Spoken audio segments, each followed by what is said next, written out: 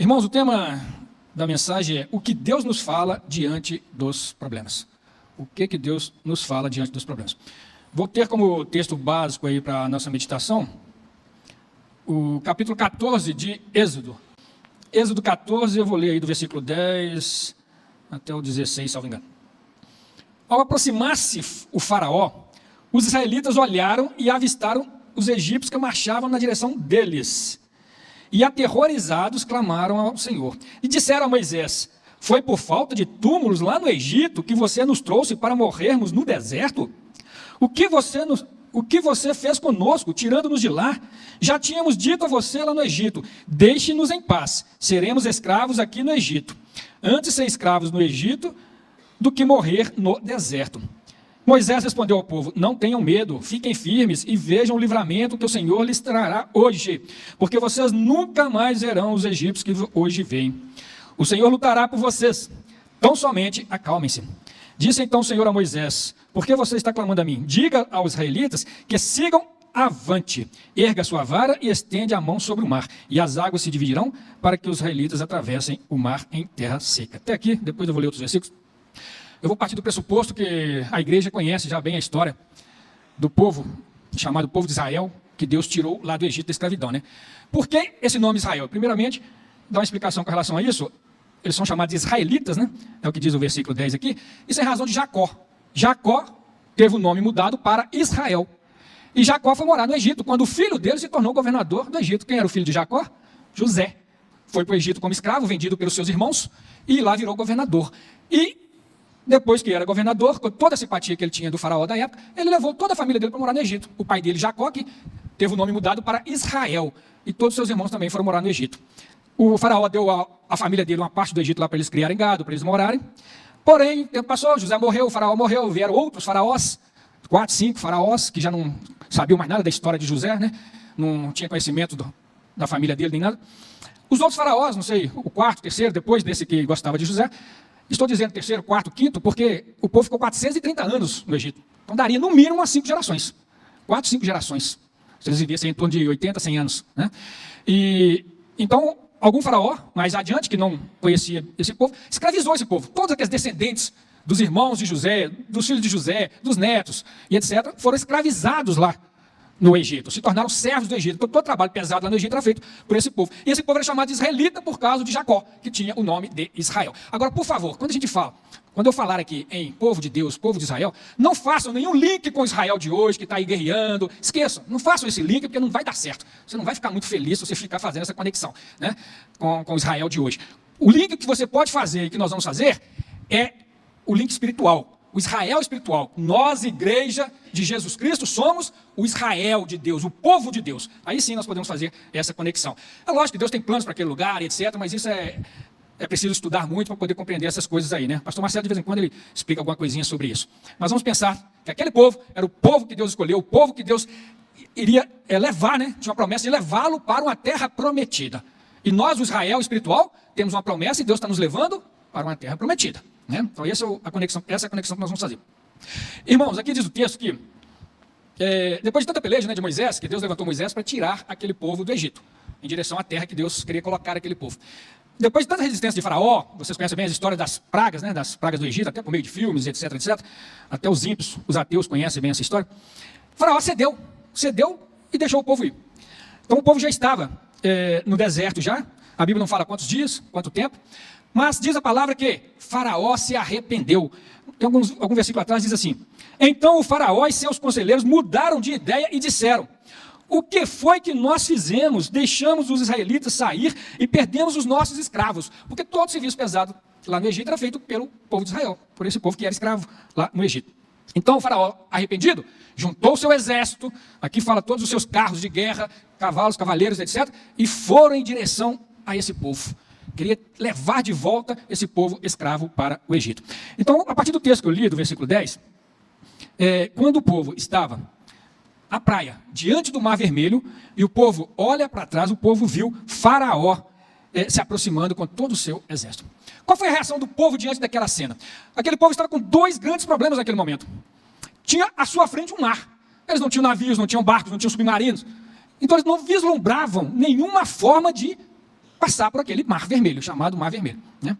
E atrás não tinha saída, porque o exército de Israel, do Egito, do faraó, estava se aproximando deles. Então eles ficaram com muito medo, eles ficaram apavorados, aterrorizados, desesperados, porque não viam nenhuma saída, E eles reclamaram muito com Moisés.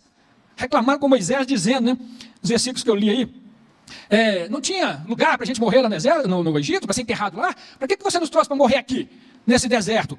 Nós te falamos para nos deixar quieto lá. Porque quando Moisés foi falar com o povo, olha, Deus me levantou para tirar vocês daqui. Uns não acreditaram, outros acreditaram, uns não queriam ir, outros queriam ir. Era uma multidão, né? Eram muitas pessoas. Então alguns falaram com ele que não queriam ir. Mas a ordem de Deus era que todos fossem, que levasse todos. Então alguns, vamos até dizer que foram contrariados, né? Então eles falaram com Moisés assim, nós te falamos que nos deixasse quieto lá no Egito como escravos, mas você insistiu em nos trazer para cá. E agora? O que vamos fazer? Morrer. Morrer na mão do exército de Faraó. Por que o povo desesperou? Por que o povo teve tanto medo? Porque eles olharam para aqueles dois problemas com os olhos naturais. Eles não tiveram uma visão espiritual, nenhuma. Então eles não vislumbraram nenhuma saída. Eles não vislumbraram nada que Deus poderia fazer por eles naquele momento. Eles acharam que era o fim deles naquele momento ali. Isso acontece conosco, irmãos, quando surge algum problema na nossa vida, a gente primeiro toma aquele impacto diante do problema, né? Isso é inevitável. Você recebeu uma notícia ruim, uma coisa ruim, um problema, você sente aquele impacto inicial, decorrente. É natural você sentir um medo naquele impacto inicial diante de um problema. Mas nós não podemos olhar para o problema e nos concentrarmos nele. Você recebeu a notícia, você foi impactado, sentiu medo inicialmente. Tudo bem, tudo normal até aí. Tudo normal para o ser humano. Mas nós que somos cristãos, filhos de Deus, servos do Senhor, né, nós temos um plus, um algo a mais, porque nós somos cheios da promessa de Deus, das promessas do Senhor. Então há um algo a mais conosco. Então nós temos que passar por esse impacto inicial. E aí nós não podemos mais ficar focados naquele problema, só pensando naquilo, desesperados. Como que eu vou resolver isso? Eu não tenho força, eu não tenho condições de resolver isso. Então se ficarmos concentrados, focados no problema, nós vamos reagir igualzinho o povo de Israel. Nós vamos ficar amedrontados, apavorados, desesperados e não vamos vislumbrar saída. Porque o medo toma conta da nossa mente, do nosso coração e não deixa a gente ver saída. Você não consegue nem lembrar que você é um servo de Deus e que Deus tem solução para os problemas na sua vida. A gente até sofre uma amnésia quando a gente está tomado pelo medo diante dos problemas que a gente tem, que a gente enfrenta nessa vida, né? E alguns problemas são mais fortes do que os outros, eu admito isso. Alguns realmente causam um impacto muito grande, né? E quando a gente foca no problema, a gente perde até a fé. A gente fica tão amedrontado que a gente não vislumbra nada no campo espiritual e a gente não vê nem razão para ter fé. Para que ter fé? Né? Se não estou vislumbrando nada. O apóstolo Paulo, lá em 2 Coríntios 5, 7, ele escreveu assim: vivemos por fé e não pelo que vemos. Que frasezinha tão pequena, mas tão significativa, né? Tão importante, tão poderosa. Nós vivemos por fé. Nós quem? Nós que conhecemos a palavra de Deus. Ele estava falando aqui para quem conhecia a palavra de Deus. Ele estava falando para quem conhecia Jesus Cristo, o que Jesus veio fazer na terra, porque ele já tinha evangelizado essas pessoas para as quais ele estava escrevendo isso aqui. Então ele disse, nós vivemos por fé. E não pelo que nós vemos, pelo que nós olhamos, pelo que nós enxergamos com os olhos naturais. Porque nós, servos do Senhor, nós temos olhos espirituais. Esse plus que nós temos a mais do que as outras pessoas que não conhecem a Jesus Cristo, que não têm intimidade com Deus e com Jesus, que não receberam o Espírito Santo, que o seu corpo não é templo do Espírito Santo, às vezes só veem as coisas naturalmente. Mas nós temos que ver as coisas naturalmente, com os olhos naturais e com os olhos da fé. Não podemos sufocar, fechar os olhos da fé diante das dificuldades desta vida. Irmãos, nós fazemos parte do reino de Deus. Se nós fazemos parte do reino de Deus, nós somos filhos, nós somos servos, nós temos visão espiritual. Não podemos esquecer de olharmos para as coisas desse mundo com olhos espirituais, né? O povo só enxergou com quais olhos? Só com os olhos naturais. Com os olhos naturais, o povo viu um mar, não temos como passar. O povo viu um exército, não temos como escapar. Então, pelos olhos naturais, estamos perdidos, estamos mortos. Acabou, é o nosso fim. Isso é a visão natural. E Moisés viu com os olhos espirituais. Moisés teve uma visão, além dessa, de ver o mar e o exército, ele enxergou espiritualmente. Ele sabia que Deus ia dar uma solução. Qual? Ele não sabia. Qual ele não viu? Ele não sabia qual a solução, mas ele acreditava que Deus não tinha o usado para tirar aquele povo do Egito, para levar aquele povo a morrer lá no deserto. Então, espiritualmente, ele disse, E ele disse, usado por Deus. Essas palavras que eu vou ler aqui agora, no versículo 13, Moisés disse, usado pelo Espírito, porque naturalmente ele não conseguiria falar essas palavras. E ele disse assim, não tenham medo, não tenham medo. Então a primeira coisa que Deus nos fala diante dos problemas, falou lá para aquele povo e fala para você hoje, não tenha medo. Você é servo de Deus, não tenha medo. Segunda palavra, fiquem firmes, fiquem firmes. Qual o sentido disso? Por que falar isso com aquele povo naquela hora? Ficar firme, né? Daqui a pouquinho vamos discorrer sobre isso. E ainda falou, vejam o livramento que o Senhor trará hoje. Ele afirmou tudo isso com os olhos da fé. Porque naturalmente não tinha como ele falar isso, não tinha saída. Mas com os olhos da fé, com a visão espiritual, ele disse todas essas palavras. E ainda disse mais, porque vocês nunca mais verão os egípcios que hoje vocês veem. E de fato, foi a última vez que eles viram aqueles homens, né? Todos morreram depois. O Senhor lutará por vocês, tão somente acalmem-se. Então, olha a diferença, irmãos. Quando a gente tem o temor a Deus e a gente tem essa visão espiritual, temos que usar a visão espiritual.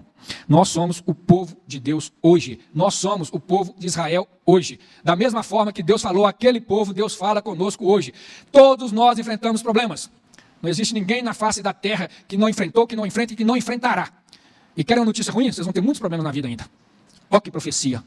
Qualquer um pode profetizar isso. Todo mundo tem problemas. Não existe ninguém sem problemas. Um dia eu convidei um empresário para um jantar da Donep, Associação de Homens de Negócios do Evangelho Pleno, né? Eu presidia.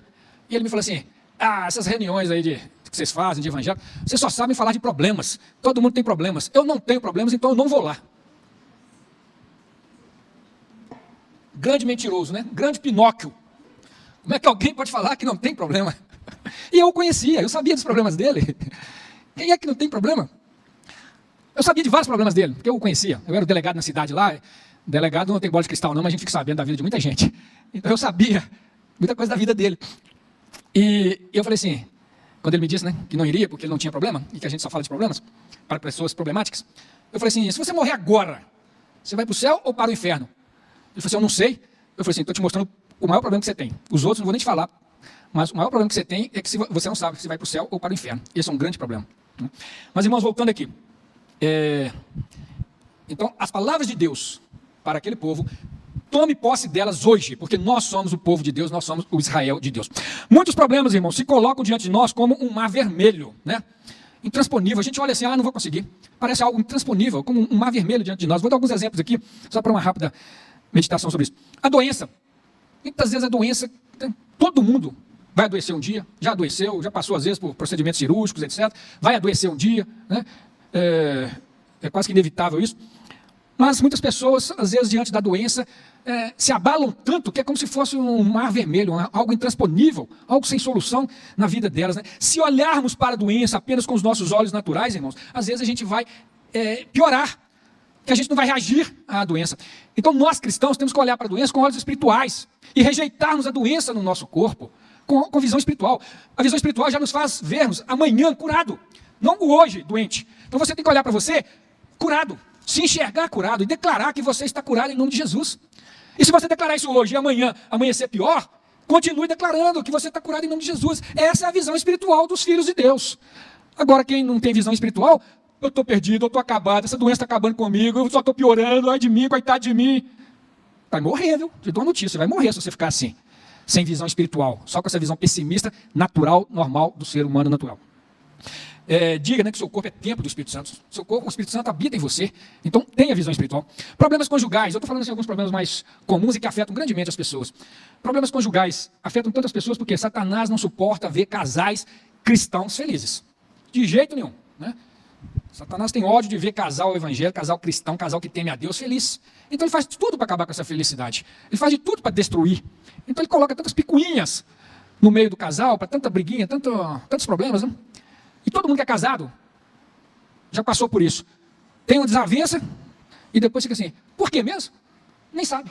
A coisa surge assim tão insignificante às vezes, né? Uma picuinha tão besta, que depois a gente não sabe o porquê. Por que nós brigamos mesmo? Não sei, também não sei. De tanta coisinha que surge no casamento, que surge entre os casais, né? Irmão, se você olhar com seus olhos naturais, você vai olhar para o seu cônjuge e vai ver uma dona encrenca. Né? Você vai olhar para os maridos, cara, quietinho, porque vocês concordarem, né? Já tomam um cutucão danado aí, então estão todos assim tensos, né?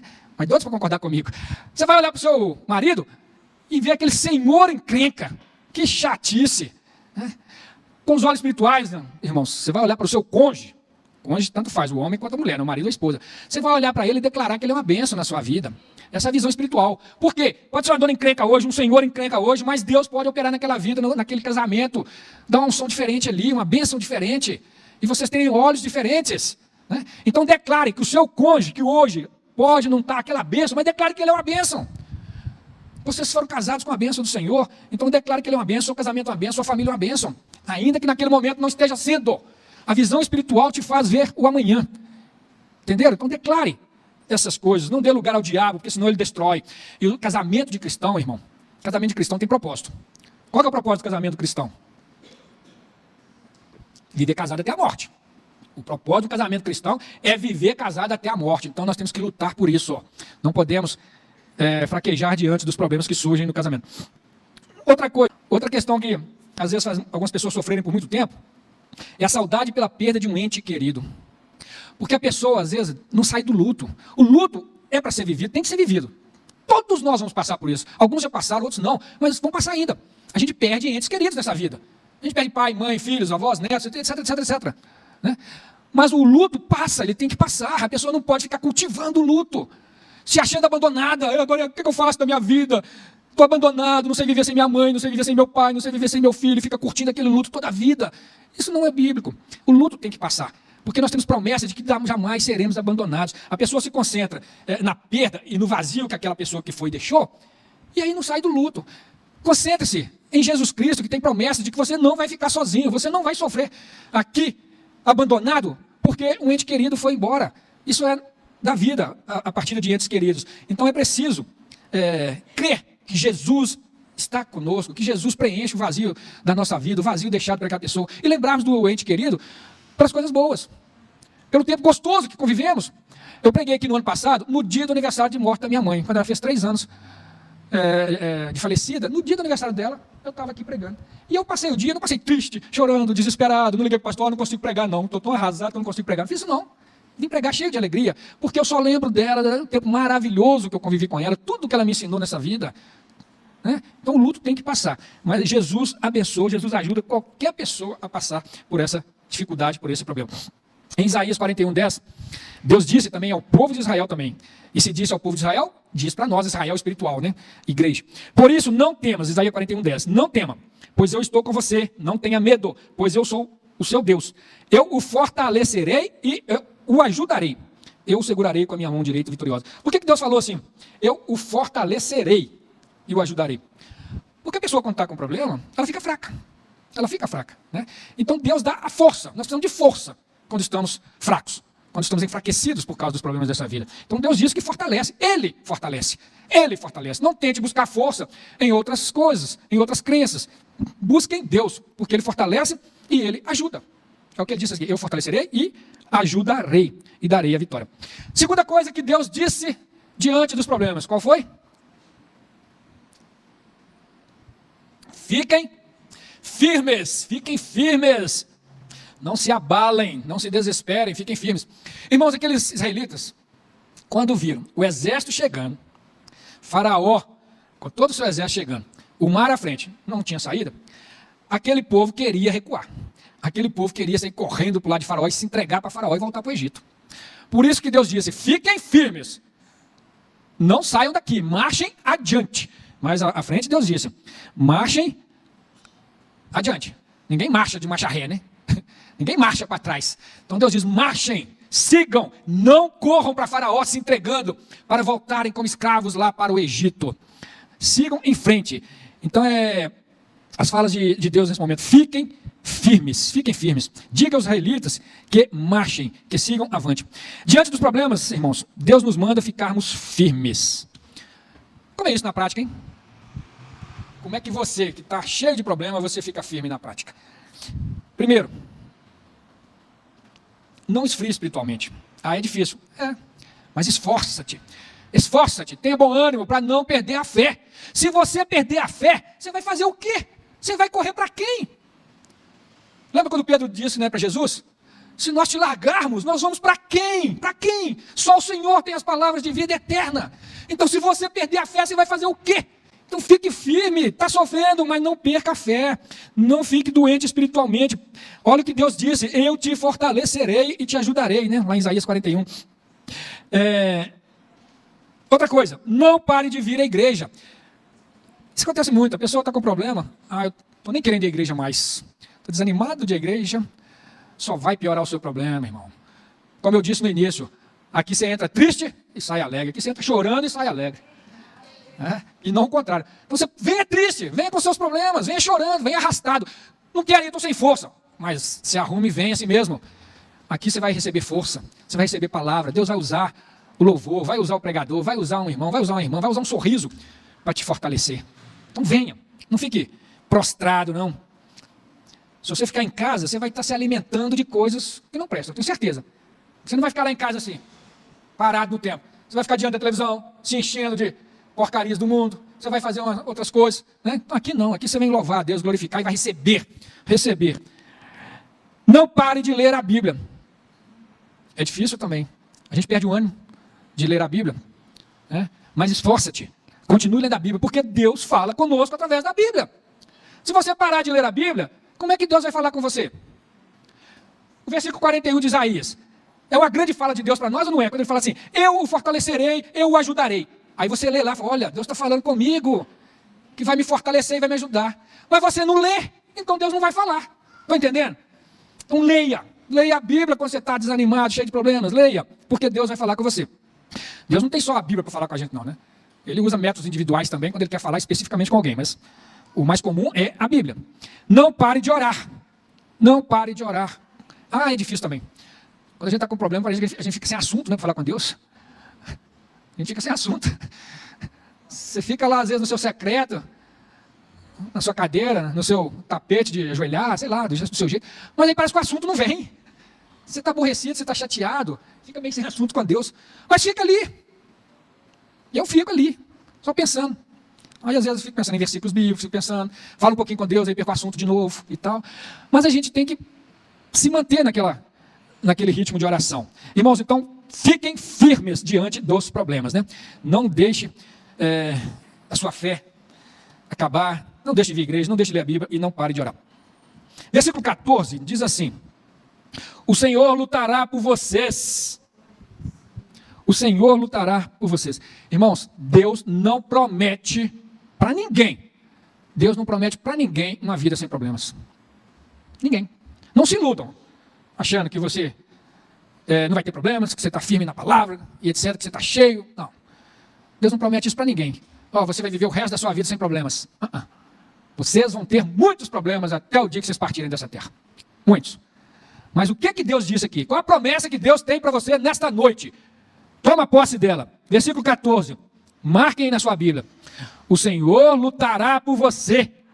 Você não está sozinho. Você vai passar por todos os seus problemas com Deus lutando por você. Sozinho você vai sucumbir.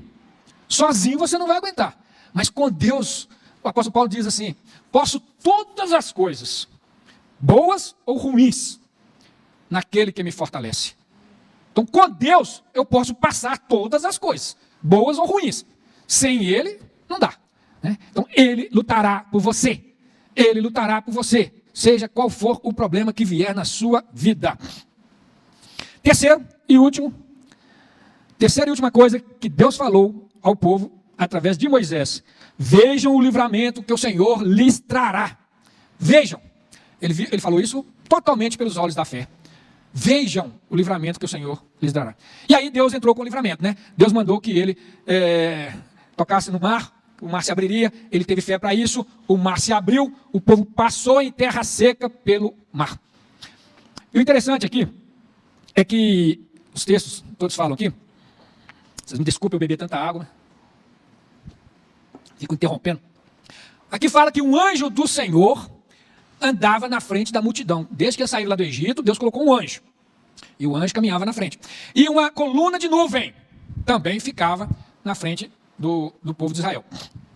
Quando o mar se abriu e o povo começou a passar por dentro do mar, pelo caminho que se abriu, Deus pegou o anjo e pegou a nuvem e levou lá para trás, colocou atrás, entre o povo e o exército, para que o exército de Faraó não alcançasse, não tocasse em nenhum dos filhos de Israel.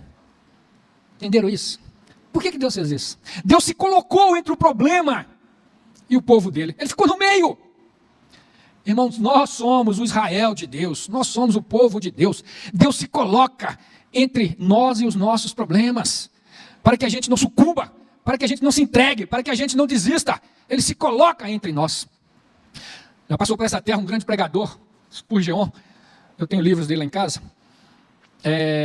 E tem uma frase tremenda que ele disse, que a distância entre o seu problema e a solução é a mesma distância entre o seu joelho e o chão. Pegaram? Glória a Deus. A distância entre o seu problema e a solução, e Deus está aqui no meio. Seu problema está aqui, a solução está aqui, Deus está aqui no meio, porque Ele está providenciando a solução. Está doendo, está sofrendo, está demorando, mas Ele está providenciando a solução.